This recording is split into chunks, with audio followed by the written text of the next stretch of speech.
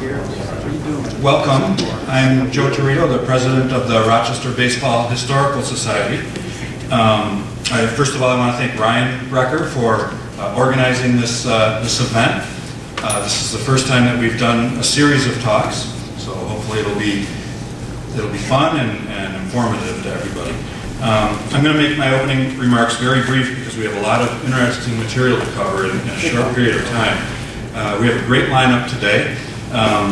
Rochester Baseball Historical Society board member Scott Petoniak and member Sean Lehman, myself, and our first speaker is our organization's treasurer, Ryan Brecker. In addition to serving as our treasurer, Ryan is also the president of the Luke Easter chapter of SABR. He presented this talk entitled "The Night Frank Verdi Got Shot" at the SABR convention in Miami last July. So it's a privilege for me to introduce my friend Ryan Brecker.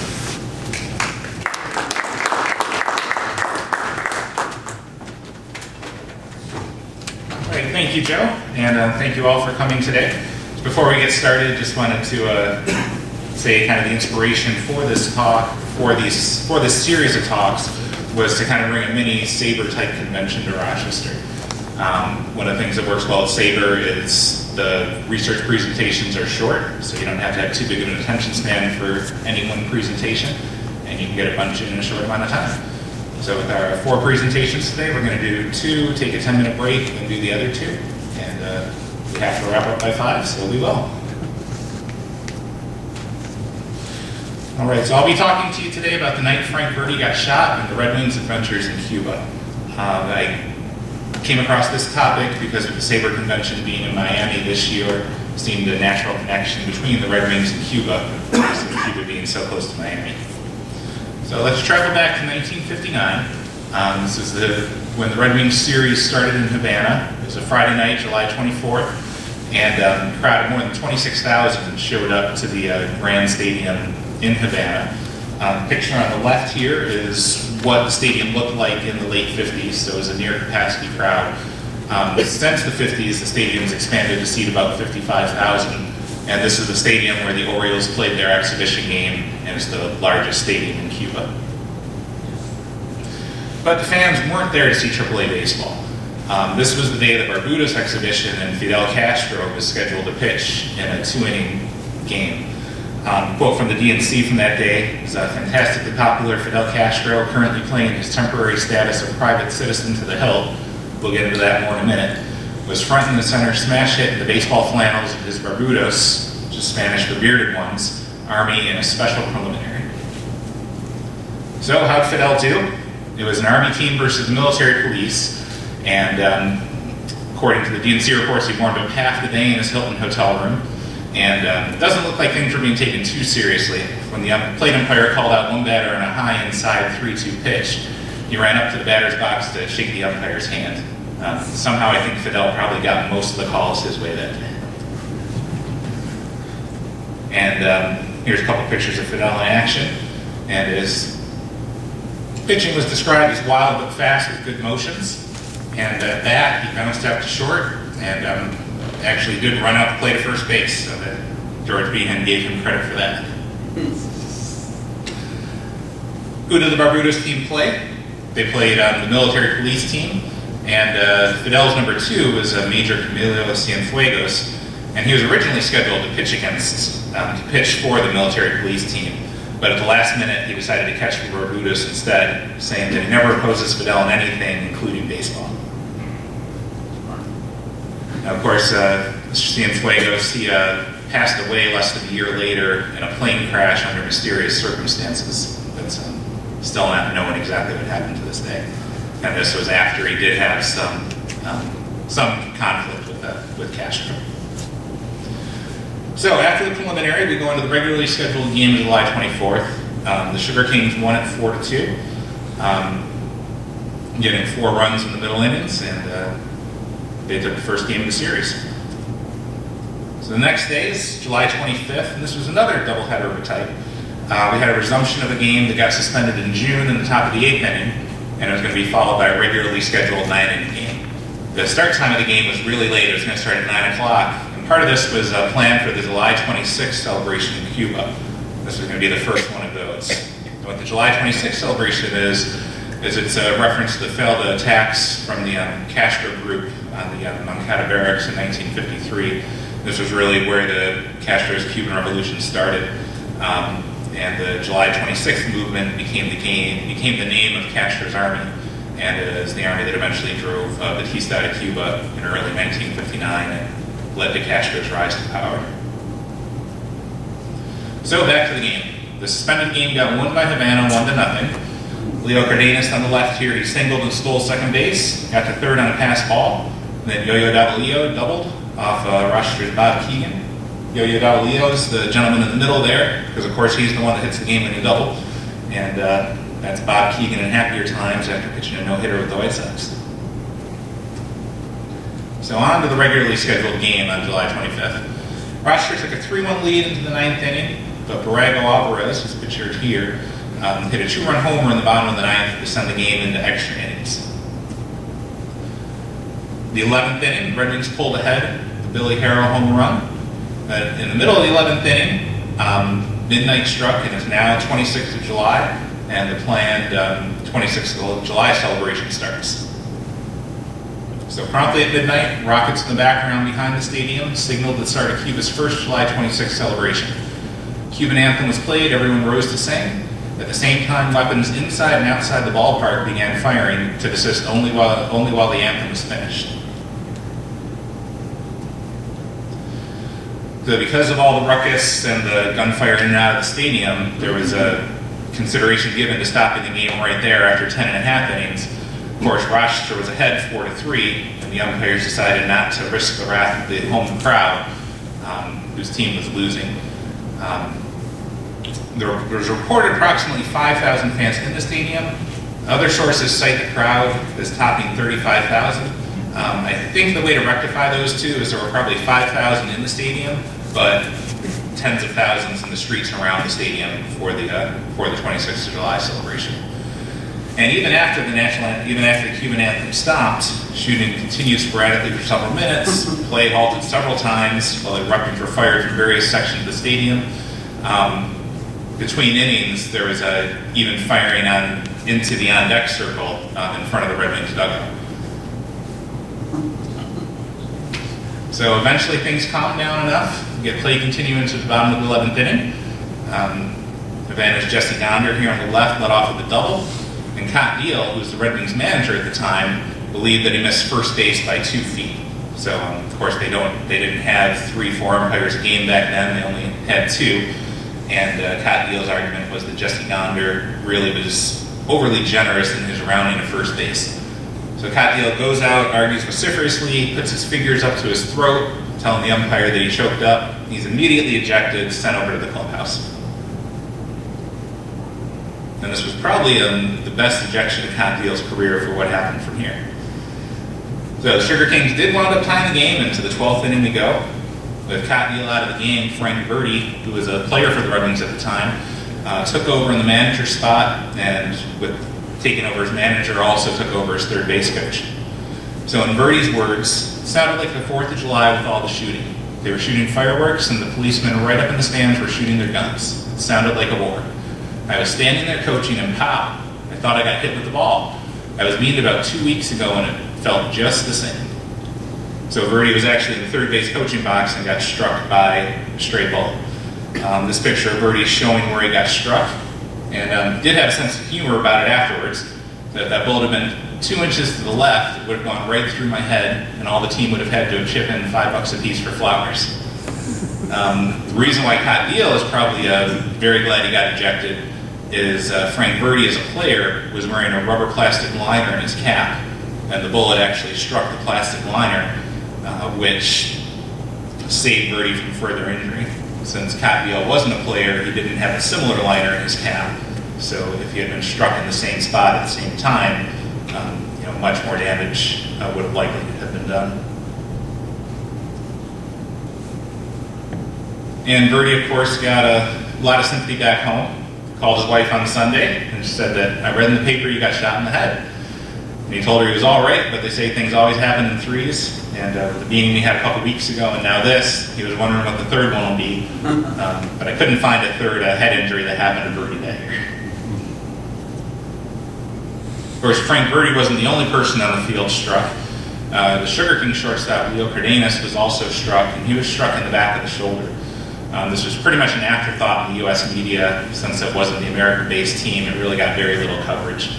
Cardenas really didn't miss much time. When the Sugar Kings came to Rochester a couple weeks later, they asked him how his shoulder was. He said it was only a scratch, and then when it happened, it felt like a sharp slap on the shoulder. And of course, they asked how Frank Verdi was doing, and thought that Frank Verdi got very lucky for where he got struck, that he didn't have more significant injuries. So the game was immediately stopped at this point. After all, two people struck by stray bullets. There's no evidence that the bullets were anything but strays. They don't know whether they came from inside or outside the stadium, but there's been nothing to suggest that it was targeting either Verdi or Cardenas to try to hit them with a bullet. So the Red Wings manager, Cott Deal, said that he would not ask his players to take the field the next day. The head umpire, Frank Uzzetta, said he wouldn't umpire there on Sunday even if it cost him his job. League president Frank Shaughnessy, who's here on the right, said it was up to the Rochester club to decide whether to play. And the Rochester club president at the time, Frank Horton, who's here on your left, he instructed the team not to play and to return home. So this clearly upset the Cubans. The Sugar Kings president, Bobby Maduro, pictured here, he accused Rochester of running out because they were in a bad streak and would use any excuse to keep from playing a doubleheader on Sunday. And he further went on to say that the umpires and Sisler did not exaggerate their reports to Horton. This would not have happened. In all these years, nothing's ever happened to any team in Cuba. How can Sisler or anybody else so misconstrue a show like we are having here? And he compared it to the 4th of July in the States and said you just can't control when things like this happen. So what's the truth here? The Red Wings certainly were in a bad stretch. They were 4-13 heading into Cuba. They've been shut out 3 times in the 6 games before getting to Cuba. Just before traveling to Havana, they played a series in Miami, and Cat Deal got the media all excited when he called them over and dropped the big story that they had a big fight in the Marlins clubhouse. And of course, the punchline being, yep, they were fighting to see who got to pitch against us tomorrow. And the Red Wings were doing so bad, there were either repercussions and even some performance-enhancing drugs. So the repercussions for the Wings. This is Cat Deal, crusty old manager in the 80s, the best picture of that I could find. So for the Red Wings series in Miami, they were playing so poorly that he put the hotel pool off limits, despite it being 90 degrees in Miami. Normally the team would get 2 hours of pool time. Fined 2 players who broke curfew $100 each, which is more than 4 times normal, and shipped out half a dozen regulars for a special batting practice under the broiling Miami sun. And as far as the performance-enhancing drugs, all the Red Wings also got vitamin B12 shots in an effort to increase their energy. In fact, Lee Tate here is quoted in the article as Peppery Lee Tate, hopping up and down on the bench, said they're working already. And Cat Deal, also in the article, said that he was ready to inquire about using Benzedrine, which is an amphetamine. The shots did seem to work, though, as this day the Red Wings scored 7 runs in the first inning, and this was one of their 4 wins in the previous 17 games. And they went on to win 12 before that day.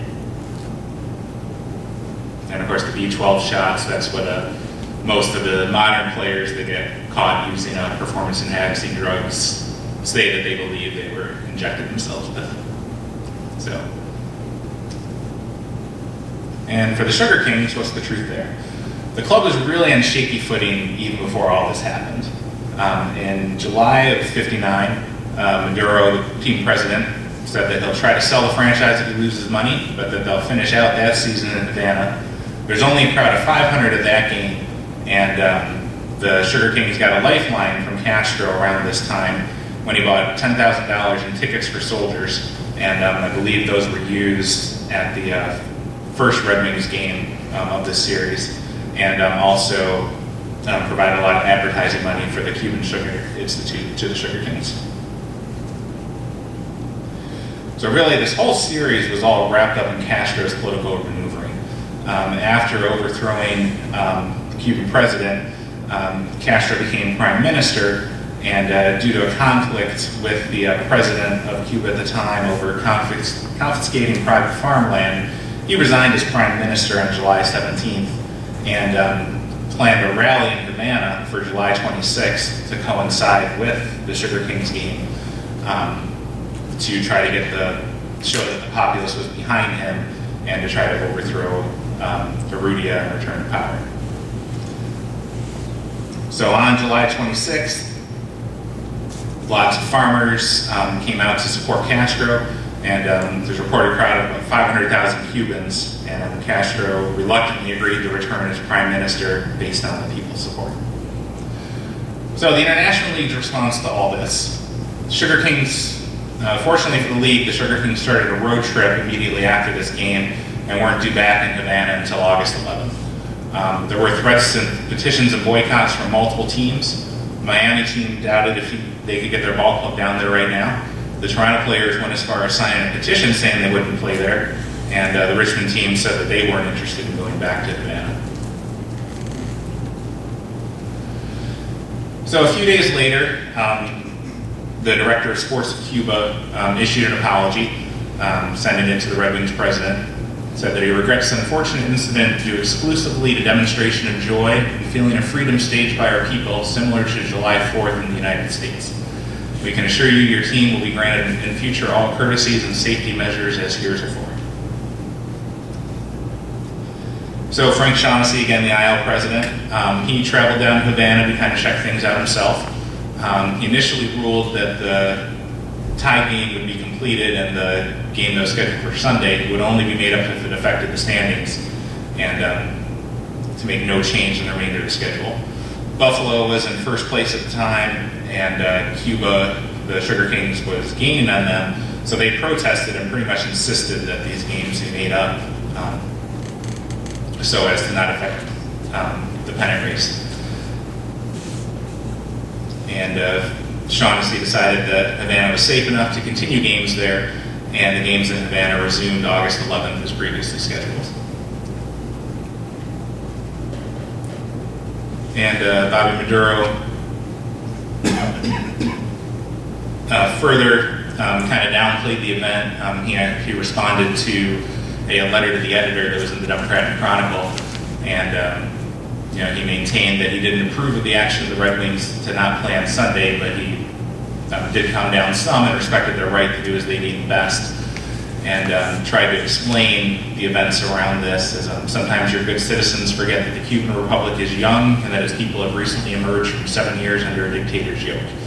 Also, the Latins are more demonstrative than Anglo-Saxons. And he was confident that this explanation will help you understand better the unfortunate incident. So games get restarted in Havana, the schedule goes on as scheduled, and the Sugar Kings and Red Wings make up the games on September 4th, 1959, and the Sugar Kings actually had to travel to Rochester to do that. They had to pay their own way to Rochester in an off day between Richmond and Miami.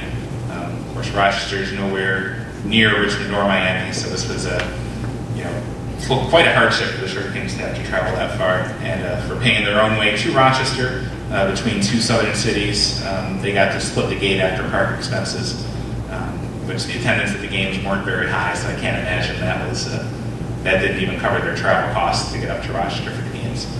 And they wound up splitting the games. The Cubans took game 1, 5-4, and Rochester took game 2, 8-2.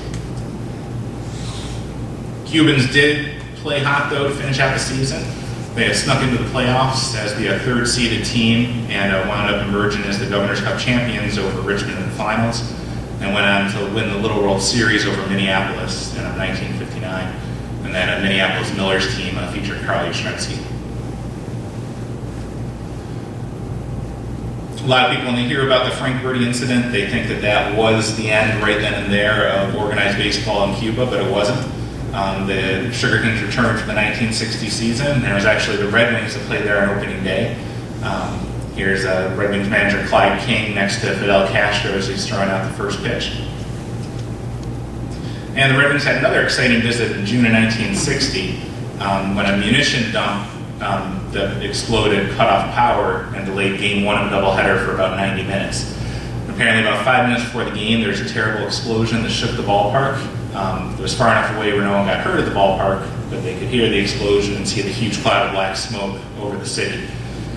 And they eventually were able to start this doubleheader, and Cubans took the first game 6-5, and game 2 wound up getting suspended. And I could not find where that was ever completed.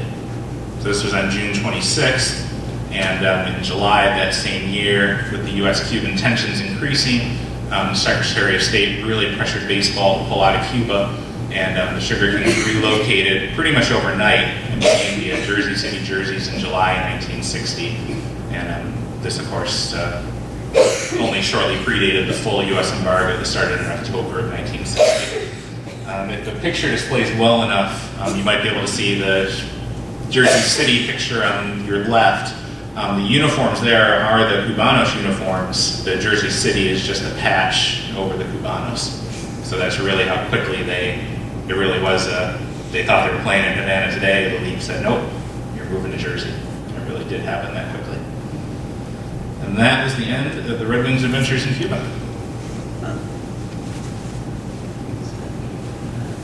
We'll have a couple minutes for questions if anyone has any. It seems incredible that a game would go on at all with guys getting shot at and bullets going into the on-deck circle. It's almost unfathomable to me that they would even dream of playing another at bat. Yeah, well, I do think a lot of that was the Red Wings were ahead, and the umpires, they didn't want to be the guys to say, this isn't safe, because Anna's going to lose, and then, face the potential wrath of the crowd with that. Any other questions? All right. Very good. So for our next speaker, Good stuff, Ryan.